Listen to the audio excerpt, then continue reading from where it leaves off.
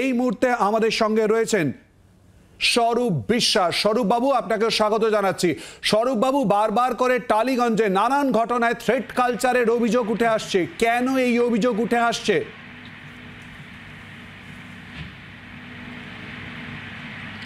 আমি প্রথমেই বলবো যে থ্রেট কালচারটা কোথায় হয়েছে, যারা ওই অভিযোগ করছেন আমি তাদেরই বলবো যে কোথায় থ্রেট কালচারটা হচ্ছে।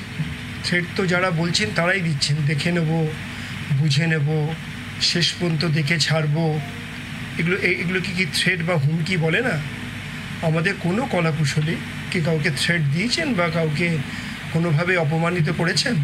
একটি ঘটনা ঘটেছে, সেই ঘটনাটা আমরা সঙ্গে সঙ্গে আমাদের সুরক্ষা বন্ধু কমিটি যেটা আমরা তৈরি করেছি, গতকাল তার বাড়িতে গেছিলেন, তার সঙ্গে কথা বলেছেন এবং তিনি বলেছেন আমাদের সঙ্গে কথা বলবেন।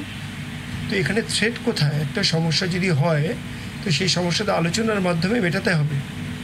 বা যে ঘটনাটা যে ঘটতে চাইছিল সেটা নিশ্চয়ই দুর্ভাগ্যজনক ঘটনা, সেটা কখনোই আমরা সম্মতি দিই না। সেটা যদি না হয় নিশ্চয়ই ফেডারেশন তার সমস্ত ব্যবস্থা নিচ্ছে, কিন্তু এখানে থ্রেট কোথায় করা হলো আমি তো বুঝতে পারছি না। কারা বলছেন থ্রেট করো? যারা বলছেন তারাই তো সবার আগে থ্রেট করছেন, বুঝে নেব, দেখে নেব, শেষ পর্যন্ত দেখে ছাড়বো। আমি সবাইকেই বলবো, এটা ইন্ডাস্ট্রি, এটা সবাই এখানে কলাকুশলীরা কাজ করতে আসেন, এটা নো ওয়ার্ক নো পে, এটা ক্রিয়েটিভ জোন। দয়া করে এরকম পরিস্থিতি তৈরি করবেন না বা কাউকে প্ররোচনা দেবেন। কিন্তু স্বরূপবাবু, এখানেই তো অভিযোগ উঠছে দীর্ঘদিন তাকে কাজ দেওয়া হয়নি এবং সে কারণে এই আত্মহত্যার ঘটনা। তাহলে কি দায় ঝেড়ে ফেলতে পারে কেউ? আমি আপনাকে বলবো যেটা আপনাদের কাছে যাচ্ছে, যে দীর্ঘদিন ধরে সে কাজ করেনি। কিছুক্ষণের মধ্যেই আমাদের হেয়ার ড্রেসার গিল্ডের পক্ষ থেকে এবং ফেডারেশনের সুরক্ষা বন্ধু কমিটির পক্ষ থেকে একটি প্রেস কনফারেন্স হবে। আমরা এই মাসে, যে মাসে আমরা বসে আছি, সেপ্টেম্বর মাসে আমাদের সতীর্থ কতদিন কাজ করেছেন, কোথায় কোথায় কাজ করেছেন, তার সম্পূর্ণ ডিটেল আপনাদের হাতে তুলে দেব। তারপর আপনি বুঝতে পারবেন যে তিনি কাজ করেছেন কি করেননি। আমরা ডেট ওয়াইজ কোন প্রোডাকশানে তিনি কাজ করেছেন সম্পূর্ণ ডেটা আপনাদের হাতে তুলে দেবো, আর খুব বেশি হলে 30 মিনিটের মধ্যে। সেপ্টেম্বর মাসে ঘটনার ক্ষেত্রে আপনার নাম কেন সামনে চলে আসে?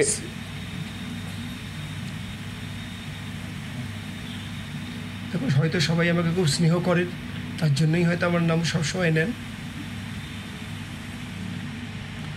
আপনার নাম, আপনার বিরুদ্ধেই অভিযোগ কাজ না দেওয়ার ক্ষেত্রে, কি বলবেন আপনি এক্ষেত্রে?